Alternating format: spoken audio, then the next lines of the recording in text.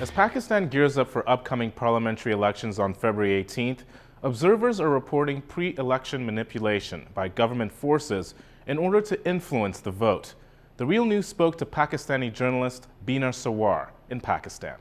The pre-poll manipulations that have happened structurally so far are, first of all, with the judiciary, secondly with the media, and third with the postings and transfers that have happened all over the country.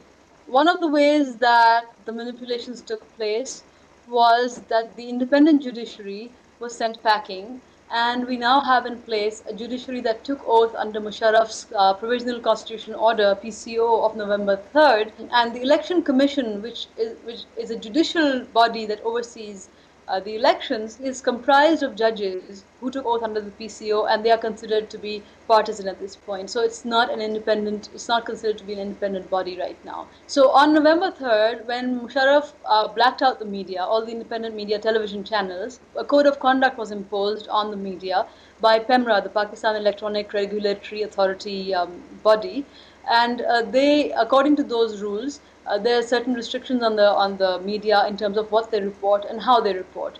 Um, the channels were only restored on air after agreeing to comply with that code of conduct.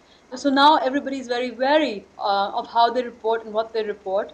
And the third thing is this, that the Pakistan Broadcasting Association, which is the owners of the TV channels, and PEMRA, the regulatory body, have agreed upon a code of conduct for electoral coverage, which they have not shared with the journalists, which we believe contains various restrictions on coverage of the elections itself.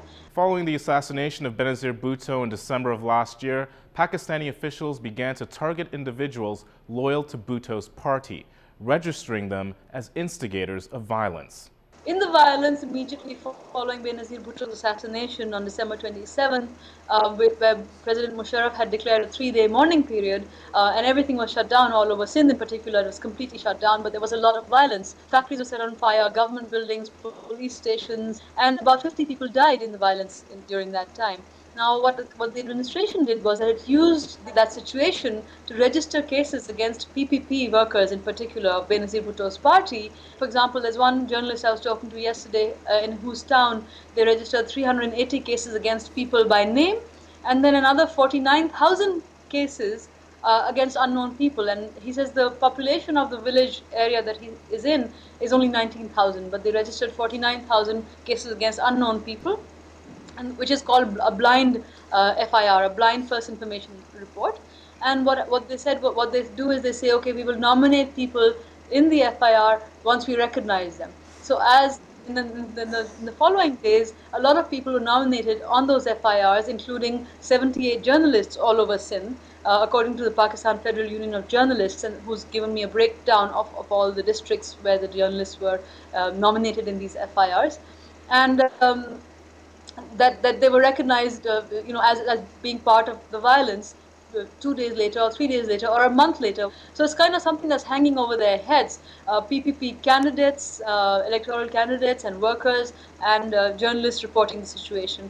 So that created an atmosphere of fear and harassment and intimidation all across Sindh, which is Benazir Bhutto's People's Party's stronghold. I think it affected campaigning, it affected the pre-electoral process, because as one journalist told me, he said we were busy running and hiding from the police, trying not to get arrested.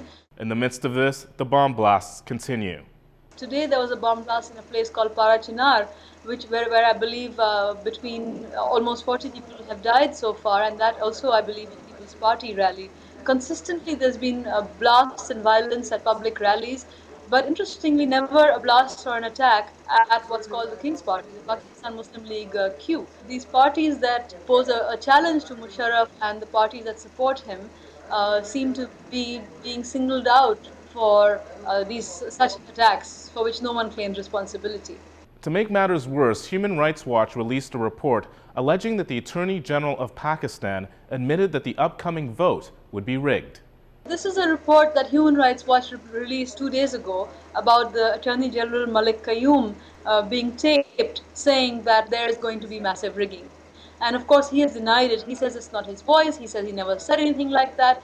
But human rights say that they did a voice signature match, and it is him. I think there's different ways that people are responding to the situation. One way is well, I'm not going to bother to go out and vote. Another view is fear that there's going to be massive violence on election day, and stock up on your groceries and stock up on essentials so that you don't get stranded without the things that you need.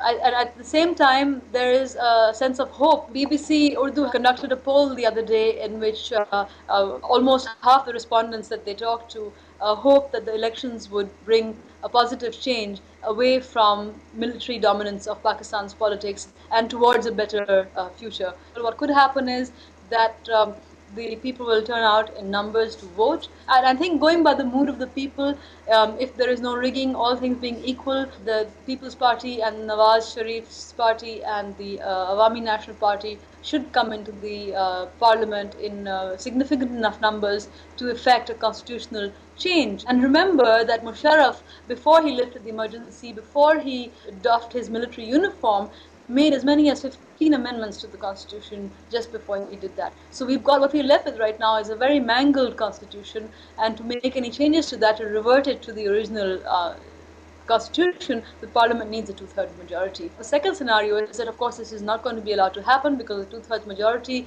could impeach Musharraf and get him out of the way, and of course, America doesn't want that. The third situation is the dire one, which is that there's going to be so much violence and so much chaos that the elections will either be postponed or they'll be declared invalid, in which case, you have more of a continuation of the same old, as they say.